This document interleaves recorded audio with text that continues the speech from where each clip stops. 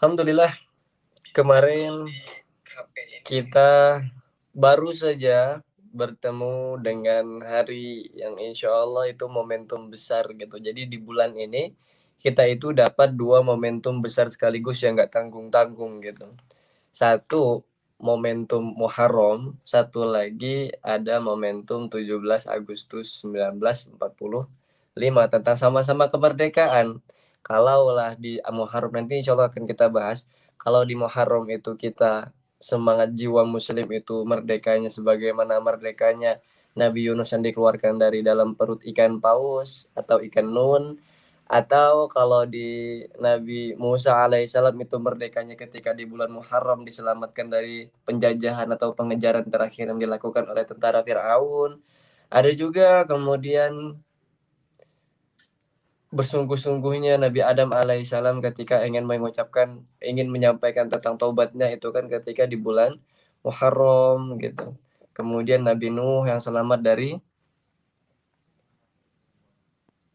hari-hari besar di zaman Nabi. Ya, ini kita nyampaikan nih.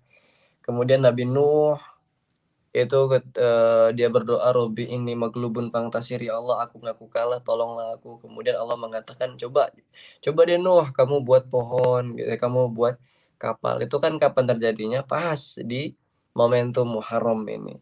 Nah jadi kita ini mengingatkan 2 momen sekaligus secara bersamaan, momen-momen besar secara bersamaan.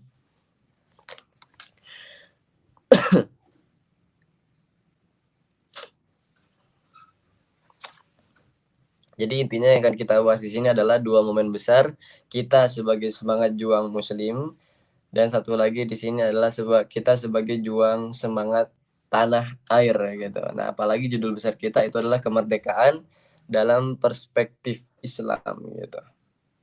Wah, macet.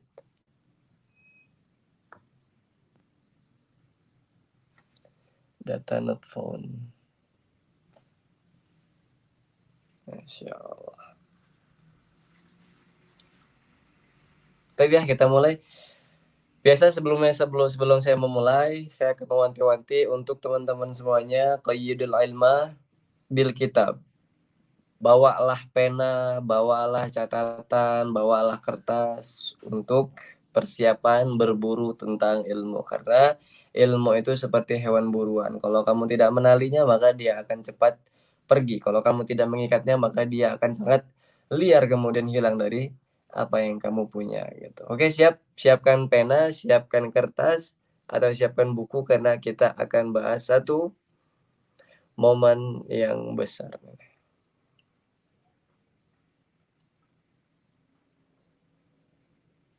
Sebentar, saya coba matikan ini dulu biar frame-nya agak jelas.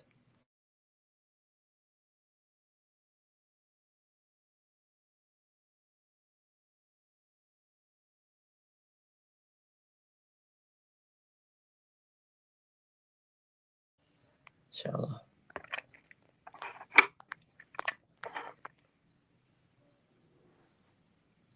Udah siap dari tadi. Wih, ini dia nih. Bismillahirrahmanirrahim. Alhamdulillah. Jadi kalau kita berbicara tentang sesuatu kemerdekaan, kalau kita cari ayatnya di Al-Qur'an itu tentang istiqlal. Istiqlal kan artinya kemerdekaan atau bahasa lainnya itu hurriyah. Hurriyah itu tentang kebebasan. Maka apa yang akan kita dapat di situ? Satu buku khusus untuk kajian keagamaan aja. Cakep. Kalau kita cari di dalam Al-Quran itu kalimat istiqlal atau kalimat hurriyah, kalimat tentang kebebasan, maka kita akan dapatnya itu kalimat yang Allah berikan kepada kita adalah akhroja. Akhroja itu kan bahasanya adalah keluar. Jadi bahasa merdeka itu kalau kita paham konsepnya adalah ketika kita keluar dari yang namanya penjajahan. Kita keluar kalau dalam undang-undang itu kegelapan. Kita keluar dari sesuatu yang kalau kita ambil itu ketertindasan atau keterzaliman gitu. Menuju ke mana? Menuju kedaulatan, menuju kebebasan, menuju kepada sesuatu yang kita anggap sebagai satu yang peace gitu, sesuatu yang bebas.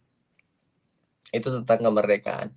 Nah, kalau di Al-Quran, setelah kita cari-cari, ternyata ada bahasa Allah menggunakan kalimat merdeka, yaitu wa may yattaqillaha makhraja. Nah, jadi kalau bahasa Al-Qur'an tentang merdeka itu adalah makhraja, ikhraj.